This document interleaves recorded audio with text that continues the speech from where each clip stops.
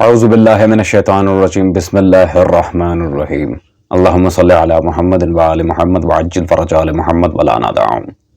تمام مومنین کو یا علی مدد والسلام علیکم ورحمۃ اللہ وبرکاتہ۔ سامعین گرامی قدر، ویڈیو کا ٹائٹل ڈیفینیٹلی آپ لوگ دیکھ چکے ہوں گے۔ یہ مولوی دیوبندی مسلک سے تعلق رکھتے ہیں، مولوی بنڈیالوی صاحب، اور ان کا یہ نام بنڈیالوی میں نے بڑا سوچ سمجھ کے رکھا تھا، کیونکہ حضرت اب ماشاءاللہ ان کی حرکات ہی ویسی ہیں کہ مجھے مجبوراً انہیں یہ ٹائٹل دینا پڑا۔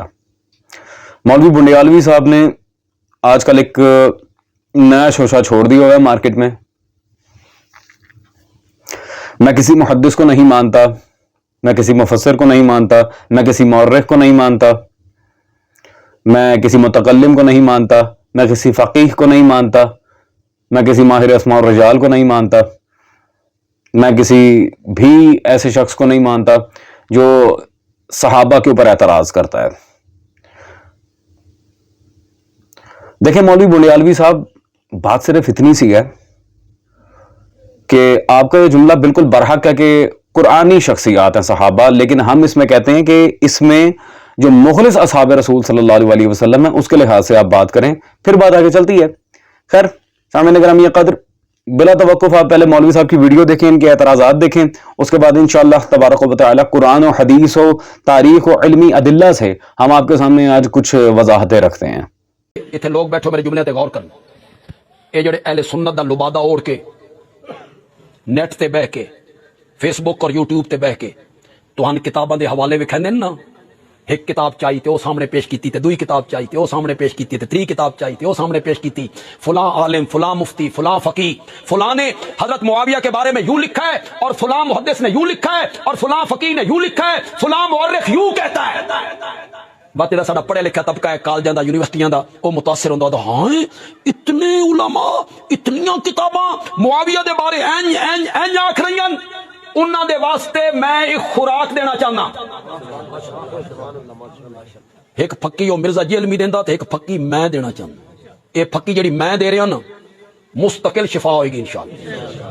میں کاموں کی دے کے آیا، اہل حدیثاں من بلایا، اہل حدیثاں دی کانفرنس آئی، میں عظمت صحابہ تقریر کیتی، انہاں پیچھے من میسج کیتا، ایک بندہ تقریر سن کے جا رہا، اس منتظم نو میسج کیتا، اس آکھیا جی مزہ ہی آ گیا جی، بس میں بڑا متنفر ہے، میں معاویہ ہوں، بس بنڈیالوی صاحب دی تقریر سنیے، مرزا جی علمی دے سارے کلپ جڑے میں ڈیلیٹ کر دیتے، میں اپنے دروازے تے لکھا لینا ہر صحابی نبی جنتی جنت۔ اوہ شے تو دس کے جا رہے ہیں، اتھے لکھ لو نوجوانوں، اتھے تحریر کر لو، دنیا دا کوئی آدمی تو ان صحابہ تو بدگمان نہیں کر سکے گا، نہیں کر سکے گا۔ بنڈیالوی آکھدا صحابہ کتابی شخصیات نہیں ہیں، صحابہ قرآنی شخصیات ہیں۔ اے بن لو اپنے پلے نال۔ قبری کون ہوندا؟ قبری کون ہے؟ قرآن پاک نے سورۃ حدید دی آیت نمبر 10 سے چاکھیا کلن وعد اللہ الحسنی، ذرا کلن دا لفظ تاکو، سارے آکھو ذرا کل دا کہ میں نام کلن چھوٹے کاف نالے کلن آکھو تو صحیح کہ میں نام شاباش شاباش۔ یہ قرآن ہے، حضرت قرآن ہے، حضرت عمر بن العاص ہوئے، حضرت طلحہ ہوئے، حضرت معاویہ ہوئے، مغیرہ بن شعبہ ہوئے، سارے کلن وعد اللہ الحسنی، جنت کا وعدہ میں نے سب سے کر لیا ہے۔ جی سامعین گرامی قادر، بلا شبہ آپ نے مولوی صاحب کی باتیں سن لی ہوں گی۔ جی صحابہ سے اللہ نے جنت کا وعدہ کیا ہے، صحابہ کتابی شخصیات نہیں قرآنی شخصیات ہیں، بالکل بالکل، اس میں کیا اختلاف ہے؟ ہم کہتے ہیں آپ قرآنی شخصیات کہہ رہے ہیں اور آپ کہہ رہے ہیں جنت کا وعدہ کیا ہے سب سے، یہ ہے وہ آیات کے لحاظ سے ہم تفصیلاً بات کر کے جائیں گے، مولوی صاحب آپ کو بھاگنے نہیں دیں گے مولا کے کرم سے۔ پہلے تو آپ میرا جملہ سنیں، آپ ہمیں درس دیں گے صحابہ رسول صلی اللہ علیہ وسلم کی عظمت کیا ہے، آپ سے ہم نے درس لینا ہے۔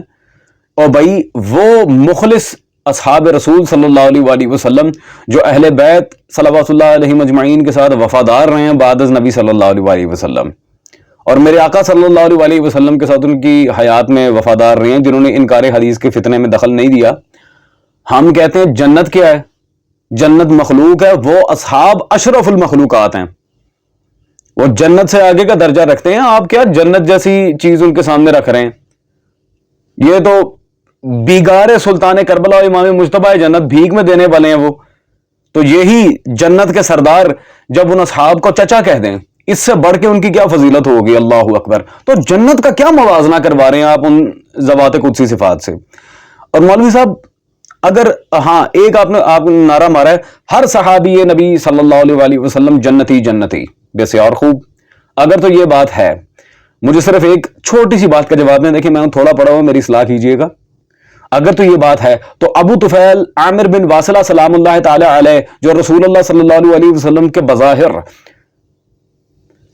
دنیا میں سب سے آخر میں فوت ہونے والے صحابی ہیں، حضرت ابو طفیل عامر بن واصلہ سلام اللہ تعالی علیہ، امام بخاری نے اپنی صحیح میں ان سے روایات کیوں نہیں لیں؟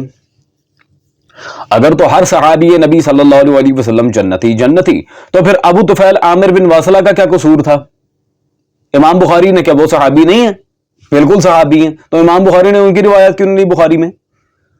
ہاں مولوی صاحب اگر اس طرح یہ عقلی اعتراضات اٹھانا، طرح طرح کی باتیں یا اٹکیلیاں دینا، قرآن کی آیات کی من چاہی من گھڑت تفسیر و ترجمہ کرنا، عوام کو اس طرح گمراہ کرنا، تو پھر الحمدللہ آپ سے زیادہ ہمارے پاس ایسی باتیں اور سوال موجود ہیں کہ آپ کو الحمدللہ 2 منٹ کے اندر آپ کی یہ ساری کی ساری خرمستیاں نکل جائیں۔ میرے سوال کا مجھے جواب دیں کہ حضرت ابو طفیل عامر بن واصلہ سلام اللہ تعالی علیہ صحابی رسول صلی اللہ علیہ وسلم سے امام بخاری نے اپنی صحیح میں روایات کیوں نہیں لی؟ جنتی نہیں ہے وہ؟ نعوذ باللہ۔ خیر سامعین گرامی قادر، اور اوپر سے ایک عجیب اعتراض، طبری کون ہوندا ہے؟ طبری کون ہوندا ہے؟ امام طبری، یہ ابی جعفر محمد بن جریر الطبری المتوفی 310 ہجری، صاحب تاریخ طبری، ان کے بارے میں حضرت نے کہا طبری کون ہوندا ہے؟ اس سے اور خوب۔ سامعین گرامی قادر، کیسی کمال کی بات ہے، ایک محاورہ آپ نے سنا ہوگا، گدھے کو باپ بنانا،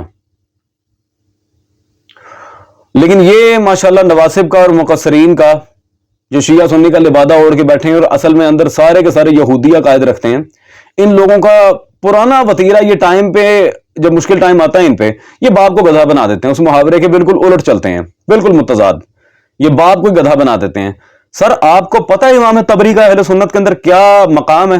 آئیں میں بتاتا ہوں، دکھانے کو تو میں درجنوں دلائل دکھا سکتا تھا، فی الحال اس کا مجھے جواب دیں جو خود بنی امیہ کا ایک بہت بڑا چیلا رہا ہے، حافظ ابن کثیر ابن تیمیہ کا شاگرد، اس کی کتاب تاریخ ابن کثیر البدایہ والنہایہ میرے ہاتھ میں موجود ہے، اور اس میں حافظ ابن کثیر نے جلد نمبر 6 میں صفحہ نمبر 175 پہ امام طبری کا ذکر کرتے ہوئے یہاں پہ کیا لکھا؟ ابن جریر نے بغداد کو وطن بنا لیا تھا اور وفات تک وہیں رہے، یہ اکابر علماء ائمہ سے تھے، ٹھیک ہے جی، اکابر ائمہ اہل سنت میں سے ہیں۔ ان کی مشہور کتابوں میں سے تاریخ امم والملوک ہے، اس جیسی کتاب میری نظر سے نہیں گزری، اس جیسی کتاب وہ کہہ رہے ہیں کہ بے مثال کتاب، اس جیسی کتاب میری نظر سے ہی نہیں گزری، اور آپ کہہ رہے ہیں طبری کون ہوتا ہے؟ سبحان اللہ، کیا کہنے عزیزان۔ میں کہتا ہوں امام طبری کے سامنے آپ کی حیثیت کیا ہے؟ مولوی بنڈیالوی صاحب، آپ کے تو اپنے دیوبندی مکتب کے اندر جو حیاتی گروپ ہے وہ آپ کو آن نہیں کرتا، آپ کے اپنے علماء دیوبند، میں بریلوی اہل حدیث کی بات نہیں کر رہا، آپ کے اپنے دیوبند حیاتی آپ کو آن نہیں کرتے، آپ امام طبری کے اوپر کیا اعتراض کریں گے؟ گو کہ یہ میرا کام نہیں ہے، امام طبری اہل سنت کے امام ہے، لیکن پھر بھی صرف اپنے سنی بھائیوں کے لیے میں، کیونکہ ظاہری بات ہے مجھے شیعہ سنی اتحاد کی بات آگے کرنی ہوتی ہے، میں اس بات کو نہیں چھوڑ سکتا، اہل سنت بھی میرے بھائی ہیں، جس طرح مجھے شیعہ عزیز ہیں ویسے ہی اہل سنت ہیں، صرف ان کی اصلاح کے لیے ابن کثیر جیسا امام الائمہ جسے اکابر ائمہ اسلام میں گن رہا ہے، امام طبری کو یہ کہہ رہے ہیں طبری کون ہوتا ہے؟ اب عزیزان اگر آپ اپنے ائمہ اہل سنت کی برادران اہل سنت سے میں کہوں گا ایسے توہین سن سکتے ہیں، پھر سنیں ان لوگوں سے۔ اور دوسری بات، کیا صرف بحیثیت مورخ و مفسر ہی امام طبری کو مانا جاتا ہے؟ امام طبری عقیدے میں بھی امام مانے جاتے ہیں، ان کی عقائد کی کتاب یہ میرے ہاتھ میں موجود ہے، صریح السنہ، یہ درسوں میں پڑھائی جاتی ہے امام طبری کی صریح السنہ، عقیدے میں بھی انہیں امام مانا جاتا ہے۔ مولوی صاحب آپ کیا پدی کا شوربہ امام طبری کی کیا آپ یہاں پہ مخالفت کر رہے ہیں؟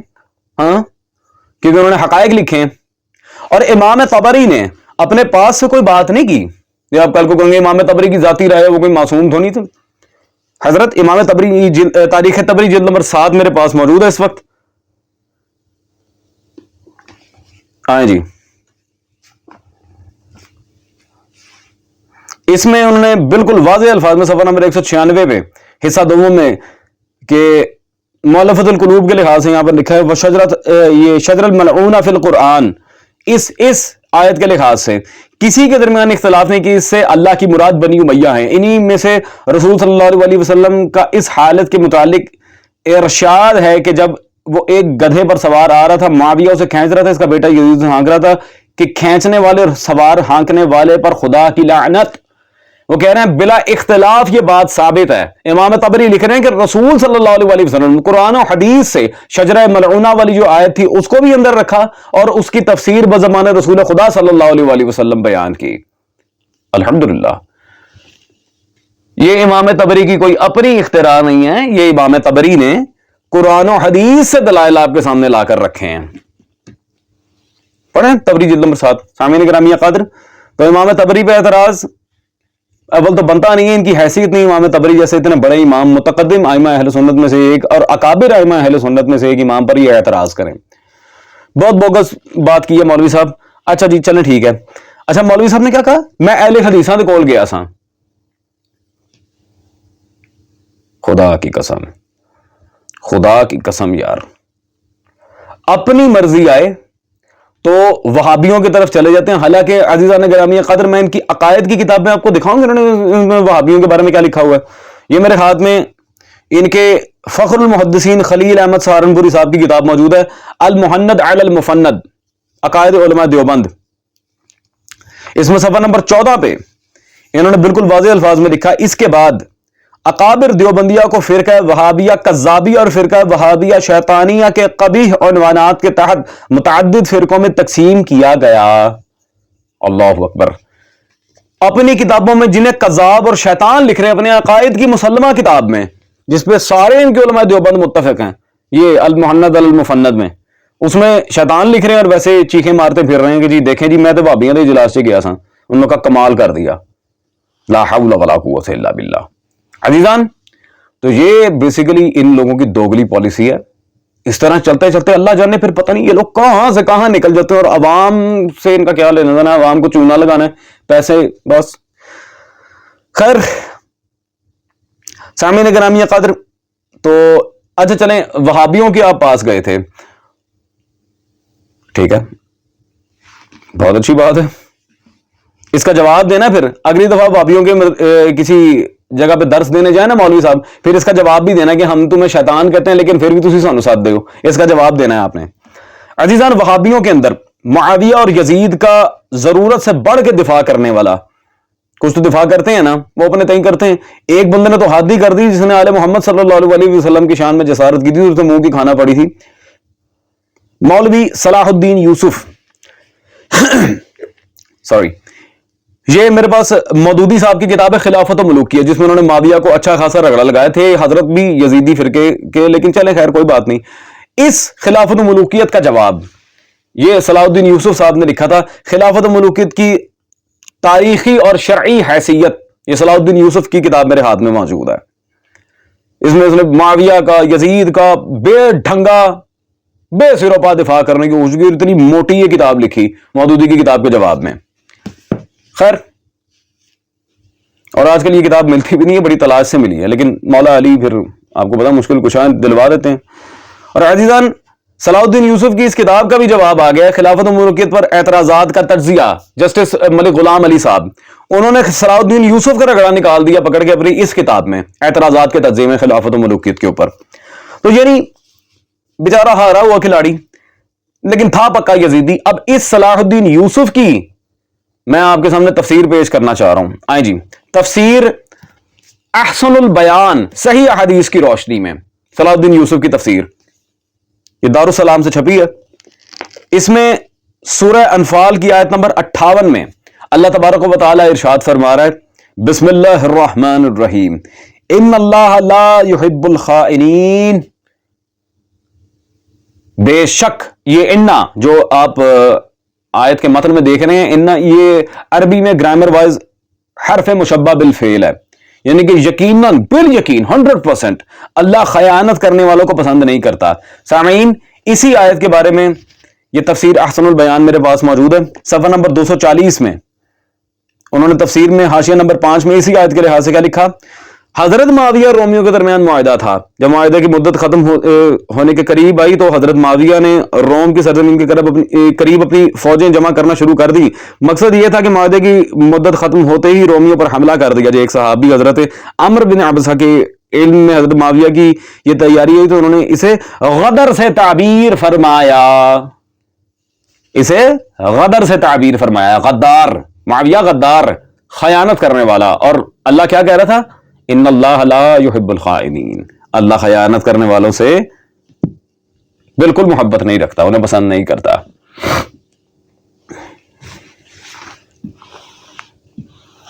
سامعین گرامی قدر، اس طرح اگر میں چلتا رہوں تو باتیں کہنے کو بہت ساری ہیں۔ اور مولوی صاحب مجھے آپ ایک بات بتائیں، صحابہ قرآنی شخصیات ہیں، نو ڈاؤٹ، جو رسول صلی اللہ علیہ وسلم کے مخلص اصحاب ہیں، ان کی حمایت میں قرآن ہے، بے شک، اس میں کیا شک ہے۔ لیکن مولوی صاحب ذرا تھوڑا سا تدبر کریں۔ اگر آپ کہیں گے کہ میں کسی کو کتاب کو نہیں مانتا، میں صرف قرآن کو مانتا ہوں، تو یہ غلام احمد پرویز کے مسلک پہ آپ چلیں گے، پھر آپ دیوبندیت سے بھی فارغ ہو جائیں گے الحمدللہ۔ اور یہ کہنا کہ جی کسی کی بات قابل قبول نہیں، کوئی تاریخ، کوئی حدیث، کوئی تفسیر مقبول نہیں، صرف قرآن، تو مجھے قرآن میں معاویہ کا نام دکھائیں، جرأت کریں نا، بسم اللہ۔ اگر یہ بچوں والی بات کرنی ہے تو پھر مجھے قرآن میں صحابہ کا نام دکھائیں، بسم اللہ، کیری آن، دکھائیں، کہاں لکھا ہوا ہے؟ دکھائیں نا، سارے صحابہ کا، بالخصوص معاویہ کا نام دکھائیں مجھے، قرآن میں کہاں لکھا ہے؟ یہ بچوں والی بات کا پھر الزامی طور پہ یہ میں نے بچوں والا ہی جواب دیا پھر آپ کو، حالانکہ یہ جواب بنتا نہیں ہے، لیکن آپ کی جو یہ فضول قسم کا سکول آف تھاٹ ہے اس کے مطابق میں آپ کے ساتھ یہاں ڈیل کر رہا ہوں۔ مزاق ہے یار، نعوذ باللہ، قرآن کی جو آیت اللہ جانے پڑھ دی اور من چاہی ترجمہ تفسیر کر کے عوام کو گمراہ کر دیا، نعوذ باللہ من ذالک، کلام الہی اتنا لاوارث ہے، نعوذ باللہ۔ پڑھیں نا شجرہ ملونہ کی بالاتفاق جو تفسیر امام طبری نے کی ہے، پڑھیں، آپ کو لگے پتہ۔ خیر عزیزان، اور دوسری سب سے زیادہ جو حامل اہمیت بات ہے، مولوی صاحب نے ابھی آپ کے سامنے سورہ حدید شریف کی جو آیت پڑھی ہے، اللہ اکبر، آیت نمبر 10 ہے۔ اس آیت میں یہ مولوی صاحب نے کیا پڑھا ہے؟ کلن وعد اللہ الحسنى استغفر اللہ ربی واتوب الیہ، کلن، جبکہ تھوڑا سا بھی جو قرات سے واقف ہے وہ یہ جان جائے گا کہ واو کو تشدید کے ساتھ ملا کے پڑھا جا رہا ہے، یہ کلن نہیں ہے، کلن وعد اللہ الحسنى، کلن وعد اللہ الحسنى۔ اور مولوی صاحب کلن لگے ہوئے ہیں، یہ تو ان کی عربی کا حال ہے جو قرآن اوپر سے دیکھ کے نہیں پڑھ سکتے۔ عزیزان قاریان قرآن بالخصوص میری بات پہ غور کریں، یہ حضرت آیات کی تفسیر، نحوی ترکیب کیا کریں گے جو ماشاءاللہ سے ابھی تک قرات ہی نہیں صحیح کر پا رہے؟ پہلے قرات تو صحیح کر لیں، پہلے پڑھنا تو سیکھ لیں مولوی صاحب۔ کلن وعد اللہ الحسنى کو کلن وعد اللہ الحسنى، یا کلن کدھروں کٹے ہے؟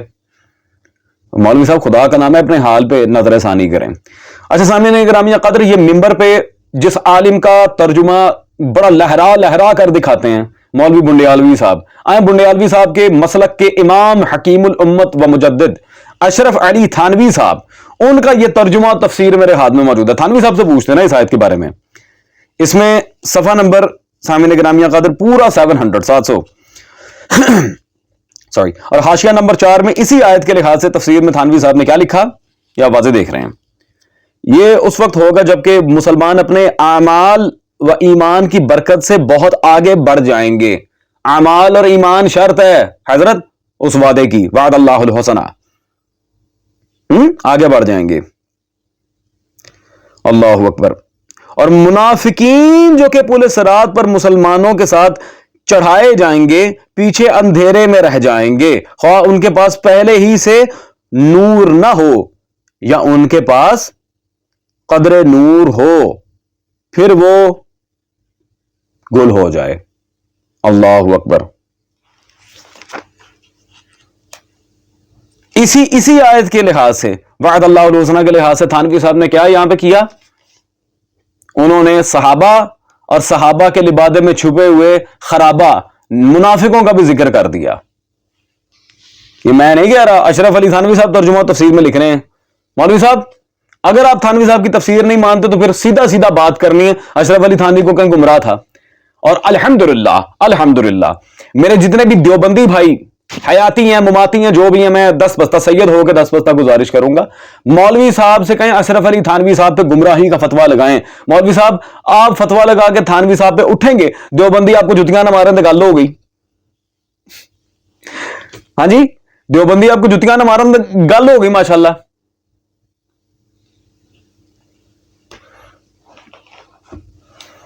مولویوں نے تو جتیاں مارنی ہیں ماشاءاللہ.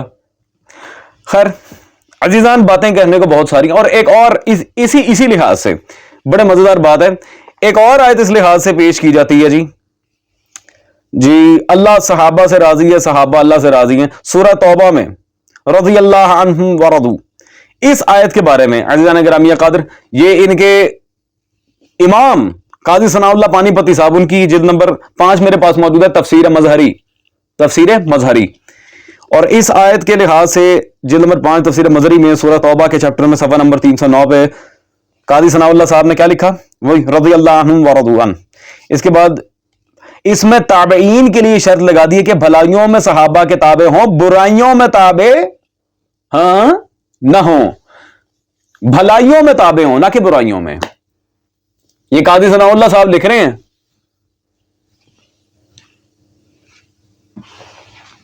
ہاں جی مولوی صاحب, تسلی ہو گئی؟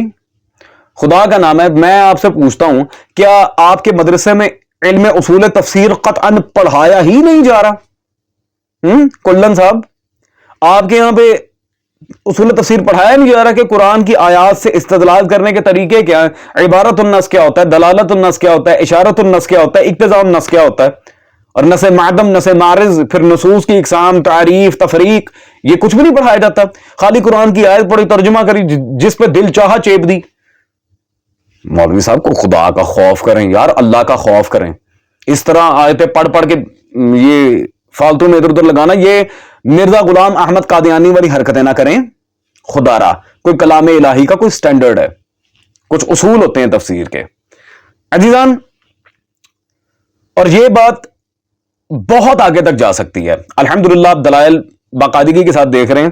آئیں اب معاویہ کے اوپر جو بونگیاں بنی امیہ نے چڑھائی تھیں, ان ساری بونگیوں کا ایک تفصیلی رد میں آپ کے سامنے رکھ دوں. علامہ شبلی نعمانی کی سیرت النبی میرے پاس موجود ہے صلی اللہ علیہ وآلہ وسلم, اس کی جلد اول و دوم, اور اس پہ تعلیقات اور مقدمات اور حاشیہ جات سلمان ندوی صاحب نے لکھے ہیں. اور سلمان ندوی کا ایک مقدمہ میں آپ کے سامنے پڑھتا چلوں یہاں پہ, پیج نمبر 59 پہ. کہتے ہیں پوائنٹ نمبر 8 میں, حدیثوں کی تدوین بنی امیہ کے زمانے میں ہوئی, جنہوں نے پورے 90 برس تک سندھ سے ایشیا کوچک اور اندلس تک مساجد جامعہ میں آل فاطمہ صلوات اللہ علیہ کی توہین کی, نعوذ باللہ, اور جمعے میں برسر ممبر حضرت علی صلوات اللہ علیہ پر لعن کہلوایا, معاذ اللہ, مولا علی پہ تبرہ کرتے تھے. سینکڑوں ہزاروں حدیثیں معاویہ وغیرہ کے فضائل میں بنوائیں, جو تھی نہیں, من گھڑت حدیث بنوائی گئی ہیں. لا حول ولا قوت الا باللہ. سینکڑوں ہزاروں حدیثیں معاویہ کے فضائل میں بنوائیں, وہ پہلے نہیں تھیں, بنوائی ہیں نئے سرے سے. عزیزان اب کل کو کہیں گے ہم کیا جانتے ہیں سلمان ندوی کون ہے, ہم اسے نہیں مانتے. بنیالوی صاحب, میری نا ایک بڑی عجیب سی عادت ہے, میں اپنے آپ کو علامہ مفتی وغیرہ اس طرح کے یہ خطابات نہیں دیتا, ہوں میں طالب علم, لیکن میں جب کسی مولوی کے ساتھ پنجہ آزمائی کرتا ہوں نا, وہ بیچارہ پھر 100 دفعہ سوچتا ہے کہ میں کتنا پھنس گیا. یہ میرے پاس اس وقت کتاب موجود ہے جی, ادارہ اسلامیہ لاہور سے چھپی, حافظ محمد اکبر صاحب کی اکابر علماء دیوبند, اکابر علماء دیوبند, صفحہ نمبر 181 پہ واضح آپ نام دیکھ رہے ہیں, حضرت علامہ سید سلمان ندوی صاحب کا واضح اکابر علماء دیوبند میں انہوں نے تذکرہ کیا ہے. اکابرین دیوبند میں سے ہیں سلمان ندوی. مولوی بنڈیالوی صاحب سارے دلائل سے قطع نظر, سب کو چھوڑ دیں, چلے ٹھیک ہے, آپ نے آیت غلط پڑھی وہ بھی معاف, تفسیر غلط کی وہ تو بالکل ہی معاف ماشاءاللہ, امام تبری پہ بولے وہ بھی چھٹی, اپنے امام تک گاٹا فٹ کر رہے ہو مینوں کی ہے, لیکن مجھے اہل سنت بھائی عزیز ہیں اس لیے میں نے توفیق دی ہے سامنے. اللہ اکبر. جنہیں آپ کذاب کہتے ہیں، شیطان کہتے ہیں، ان کے محلے بڑھ کے جا کے تقریریں کی اور اپنے فضائل سنا رہے ہیں۔ میں کہتا ہوں ساری آپ کی دوگلی پالیسیاں، آپ کی جہالتیں کجا، سب معاف۔ معاویہ سے بہت پیار ہے، بڑی محبت ہے، ٹھیک ہے، مسئلہ یہاں ختم کرتے ہیں عزیزان، آخری فیصلہ معاویہ سے کروا لیتے ہیں۔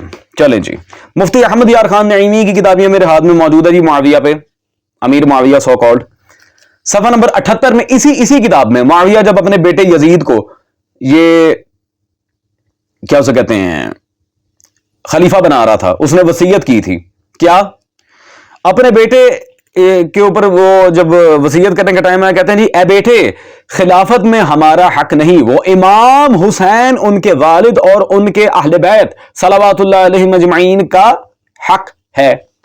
خلفاء ثلاثہ کو بھی نہیں گنا، حضرت ابوبکر عمر عثمان کو بھی فارغ کروا دیا، ان کو بھی کلین بولڈ کر دیا، خلافت حق ہی اہل بیت کا ہے یا سلطان کربلا کا ہے۔ سامعین گرامی قدر، میں کہتا ہوں جب یار یہ دست بستہ گزارش کروں گا دوبارہ، میں کہوں گا معاویہ صاحب جب آپ کے بقول خلافت آپ کا حق ہی نہیں ہے تو یزید کو خلیفہ کیوں بنا کے جا رہے ہیں؟ جب آپ کے بقول خلافت آپ کا حق نہیں ہے، خود 20 سال خلافت پہ آگے یوں ٹھوک کے کیوں بیٹھے رہے ہیں؟ جب آپ کے بقول خلافت صرف اہل بیت کا حق ہے، خلفاء ثلاثہ کو خلفاء راشدین کہاں سے کہہ دیا؟ معاویہ کے اس ایک جملے نے ساری پول کھول دی، الحمدللہ، گھر کو لگ گئی آگ گھر کے چراغ سے۔ سامعین گرامی قدر، دینے کو دلائل بہت سارے ہیں، کرنے کو باتیں بہت ساری ہیں۔ میں آپ سے گزارش کروں گا کہ خدارہ قرآن و حدیث میں تدبر کریں اور اپنے ائمہ تاریخ کی کتابوں کو پڑھیں۔ اہل سنت بھائیوں سے گزارش کروں گا۔ والسلام۔